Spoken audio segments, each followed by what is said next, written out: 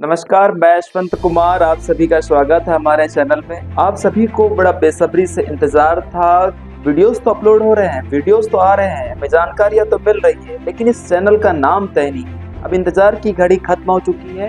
अब आप YouTube में जाकर सर्च कर सकते हैं बालाघाट हलचल, आपको हमारा चैनल दिखाई देगा, साथ ही साथ सभी वीडियोस भी दिखाई देंगे। आप सभी वीडियोस देख सकते हैं। तो आज हम जो विषय लेकर के आए हैं वो लोकसभा चुनाव की दृष्टि से है। लोकसभा चुनाव की दृष्टि से ऐसा कि लोकसभा चुनाव को लेकर के सभी राजनीतिक दल अपने अपने स्तर पर तैयारियों में जुट गई है। काफी चिंतन मनन पार्टी के वरिष्ठ नेता कर रहे हैं, लेकिन कांग्रेस अपनी तैयारियों में पिछड़ते नजर आ रही है। वो इसलिए कह रहे हैं क्योंकि भारतीय जनता पार्टी ने 2 मार्च को अपनी पहली सूची जारी कर दी है, जिसमें 15 राज्यों के 195 नाम है। 195 में 24 प्रत्याशी मध्य प्रदेश के हैं।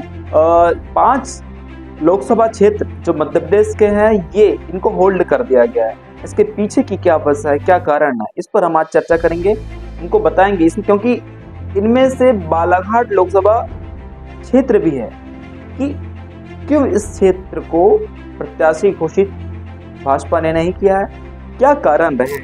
पूरी जानकारी जानने के लिए हमारे साथ जुड़े रहिए।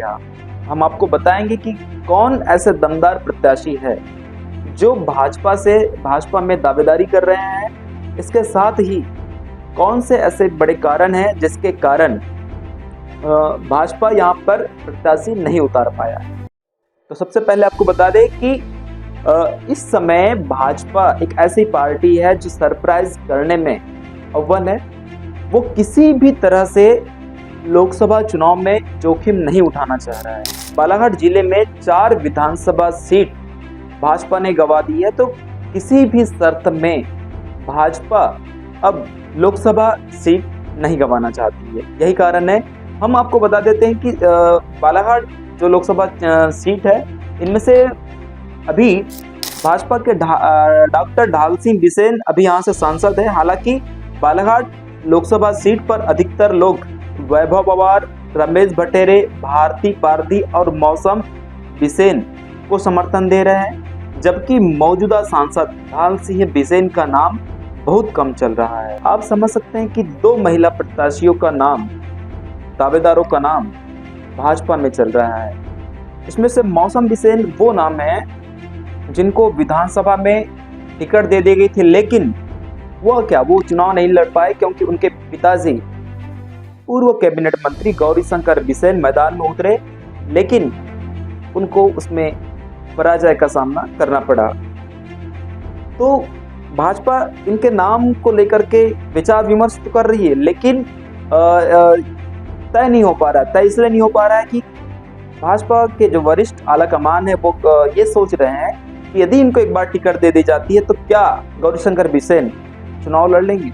इसके कारण लेट लतीफी प्रत्याशी को उतारने में हो रही है। इसके बाद हम बात कर रहे हैं भारती पारधी, दूसरी महिला है। इनकी नाम की भी चर्चा जोरों पर है। इन्होंने भी दावेदारी पेश की है, ऐसा उनके समर्थक कह रहे हैं। और इसमें कितनी सत्यता है ये तो लिस्ट जारी होने के बाद में ही पता चल पाएगा। तीसरा नाम जो है बात कर रहे हैं रमेश भट्टेरे की। रमेश भट्टेरे को लोग देख रहे हैं कि उन्होंने हमारे माध्यम से उन्होंने कहा भी है कि मैं पूरी दमदारी के साथ अपने वरिष्ठ जनों को बोला हूँ कि मुझे एक बार मौका दिया जाए, लोकसभा चुनाव में मुझे उम्मीदवार बनाया जाए। हालांकि उनके समर्थक ये कह रहे हैं क्योंकि रमेश भट्टेरे जो थे वो विधानसभा चुनाव में काफी विरोध कर रहे थे। अपने ही पार्टी में से जो प्रत्याशी बनाया गया था श्री राजकुमार कर्राहे जी का, उनका काफी विरोध कर रहे थे। वो यहाँ तक आ गए थे कि चुनाव लड़ने के लिए उन्होंने नामांकन फॉर्म भरने का भी ऐलान कर दिया था। नामांकन फॉर्म उन्होंने ले भी दिए थे, लेकिन उस बीच में केंद्रीय गृह मंत्री अमित शाह से उनकी मुलाकात हुई। उसके बाद में उन्होंने अपना मन बदल दिया और लोग विधानसभा चुनाव नहीं लड़ने का निर्णय लिया। इसके पीछे की कई वजह है। उनके समर्थक कह रहे थे चुनाव में प्रत्याशी बनाए जाने को लेकर के जब उनको आश्वासन दिया गया तो वो कदम अपने पीछे हटा लिए। तो अब देखने वाली बात होगी कि क्या अमित शाह ने कहीं ऐसा सही से उनका आश्वासन दिया था कि आपको लोकसभा में प्रत्याशी बनाएंगे। ये तो लिस्ट जारी होने के बाद ही पता चल पाएगा। चौथा जो नाम है वो वैभव पवार का है। बालाघाट जिले में पिछले 6 महीने से सबसे सक्रिय यदि किसी का नाम सुनने मिल रहा है तो वो वैभव पवार का है। अभी वो भारतीय जनता युवा मोर्चा के प्रदेश अध्यक्ष हैं। इसके साथ साथ कई जिम्मेदारियों में भी कई पदों पर वो रह चुके हैं। तो 4 प्रमुख नाम हम आपको गिनाए हैं। पहला नाम मौसम बिसेन का, दूसरा भारती पारदी, तीसरा रमेश बटेरे, चौथा वैभव पवार।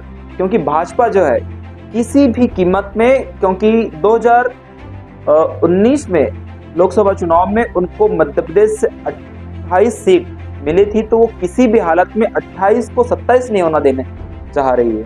29 हो जाए पर 28 से 27 नहीं, इसलिए वो जोखिम नहीं लेना चाह रही है। भला ही समय लगा रहे हो कि हम प्रत्याशी देरी से उतारेंगे, यही कारण है कि वो किसी भी तरह से जोखिम नहीं उठाना चाह रही है। तो इसी तरह लोकसभा चुनाव की सभी अपडेट्स को जानने के लिए, समझने के लिए हमारे चैनल को आप सब्सक्राइब करें और साथ ही साथ हमारे वीडियोस को लाइक ज़रूर करें। धन्यवाद।